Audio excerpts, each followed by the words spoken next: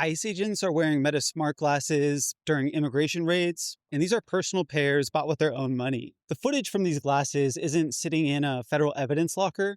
It's being reviewed by contract workers in Kenya. Federal agents are recording communities, protesters, bystanders, people walking out of a Home Depot on consumer hardware with zero federal oversight, no encryption, no chain of custody, no public records obligations. And it's not because they want to, it's because the government took their body cameras away. The Independent found agents wearing Meta Ray-Bans in 6 states since Trump took office, and 3 of them, Illinois, California, and North Carolina, the recording light was on. 404 Media broke it first in August of 2025.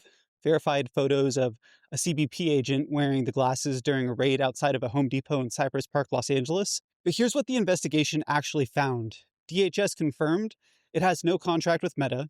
These aren't department issued. CBP's own policy prohibits personal video devices during operations. Agents are doing it anyways in 6 states so far. ICE policy says officers activate body cameras at the start of every enforcement action.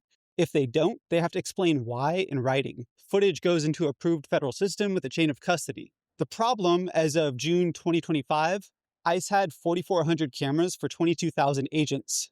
That's 1 camera for every 5 agents. So how did it get this bad? January 2025, the Trump administration rescinded Biden's executive order expanding body cameras across federal law enforcement.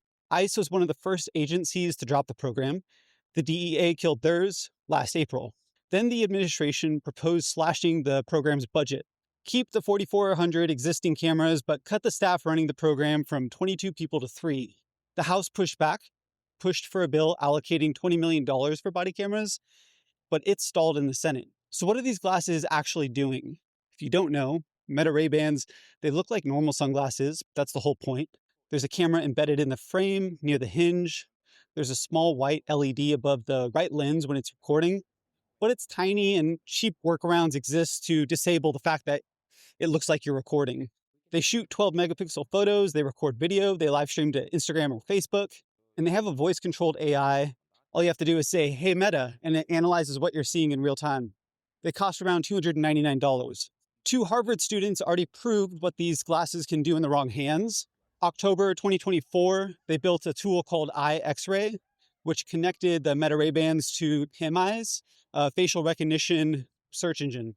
They could look at a stranger, and within a minute, the system pulls their name, address, phone number, relatives' names, all from public databases.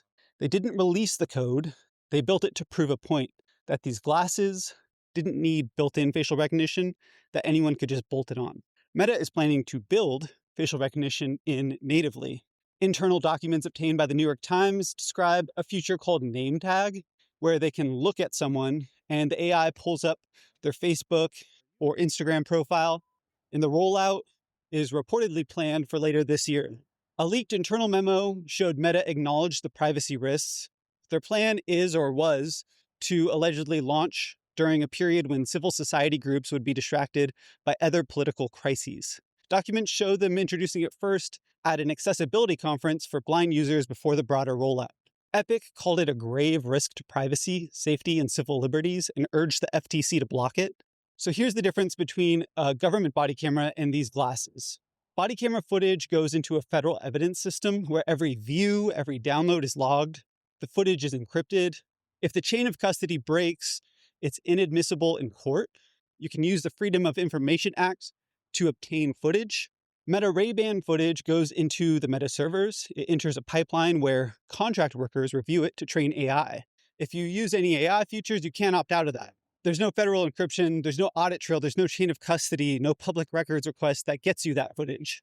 So if a federal agent records you on their personal smart glasses during an enforcement operation, that footage hits Meta servers. It gets reviewed by contract workers at a facility in Nairobi run by a company called Sama.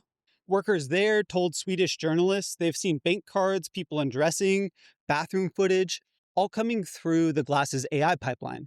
Meta says the faces are blurred. Workers say the blurring doesn't always work. This month, a class action was filed in San Francisco, alleging the glasses function as a surveillance conduit, and the UK's Information Commissioner's Office opened its own investigation. To be clear, I'm not saying ICE agents are deliberately routing surveillance footage to foreign contractors.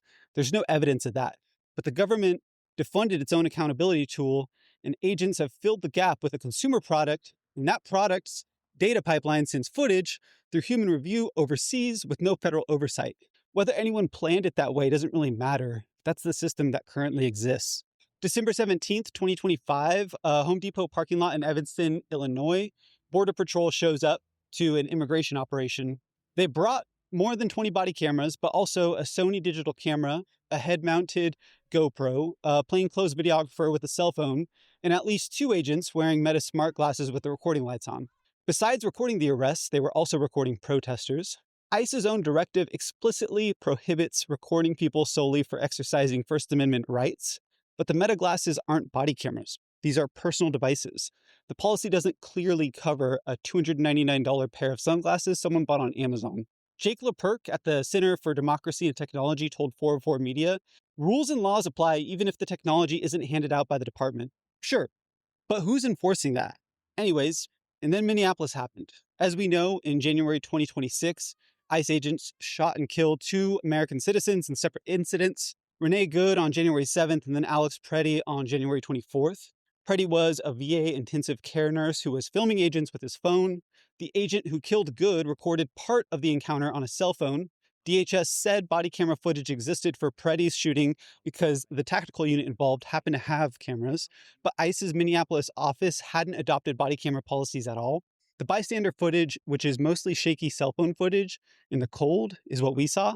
After Minneapolis, former DHS Secretary Kristi Noem announced body cameras would go to all field officers in the city, nationwide, when funding was available.